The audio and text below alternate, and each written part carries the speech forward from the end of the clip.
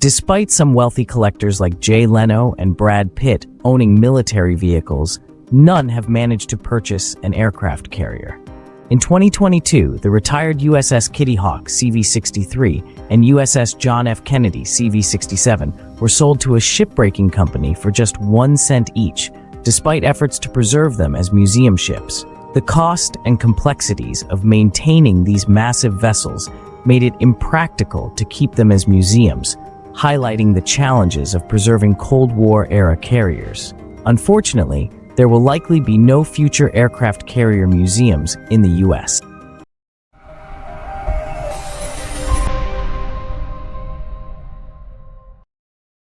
Some collectors, of course, have deeper pockets.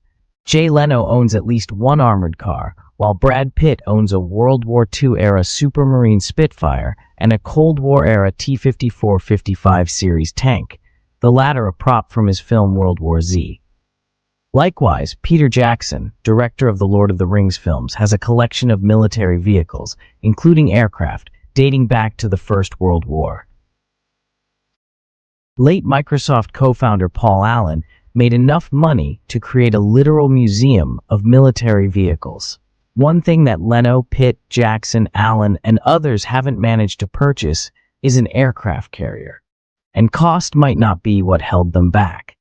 Even so, every listener of this video probably could have met the selling price for the U.S. Navy's last 2 conventionally powered carriers. In 2022, the retired carriers USS Kitty Hawk, CV-63, and USS John F. Kennedy, CV-67, were sold to International Shipbreaking Limited in Texas for just 1 cent each. The carriers were retired in 2009 and 2007, respectively, and the USS Kitty Hawk Veterans Association raised $5 million to preserve the retired flattop as a museum ship. Sadly, the Sea Service deep-sixed that plan, and along with the USS John F. Kennedy, she was instead sold. To add insult to injury, the Navy reportedly even paid to have the ships delivered to the shipbreaker. The vessels are now being broken apart in a process that could take around 18 months each. There are 5 aircraft carrier museums in the United States. 4 of them are Essex-class carriers, while the 5th is a Midway-class flattop. No Cold War carriers have been preserved as carriers, and it is disappointing that CV-63 could not be saved. The decision came down to money. While the Navy was happy to sell the carriers to a scrapper for just a penny, the Sea Service requires that retired warships are not simply left to rot away, and it costs a great deal of money to ensure the carriers are properly maintained. As museums, many of these warships barely make enough from visitors to keep the lights on. They require grants when costly repairs are needed. For those who would relish the chance to see a Nimitz-class carrier preserved, well, it will never happen.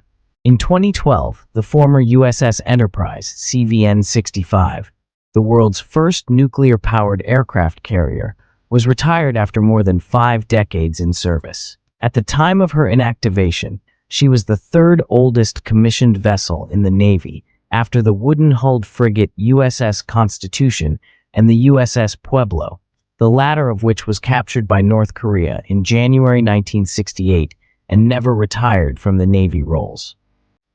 CVN-65 was officially decommissioned in February 2017. Naval enthusiasts called for the ship to be converted into a museum, but it was deemed too expensive, in part because the ship would need to be partially dismantled to remove her 8 nuclear reactors. That task proved to be complicated, and the Navy delayed the recycling of the Enterprise until a more environmentally responsible process could be developed. Sadly, while the Kitty Hawk would have been easier to convert into a museum, it wasn't meant to be. It would have required a deep-pocketed investor like Paul Allen or Elon Musk to step up, and the costs to fund the conversion from warship to floating museum are only the start. Unfortunately, the bulk of Americans lack the interest in seeing such things preserved,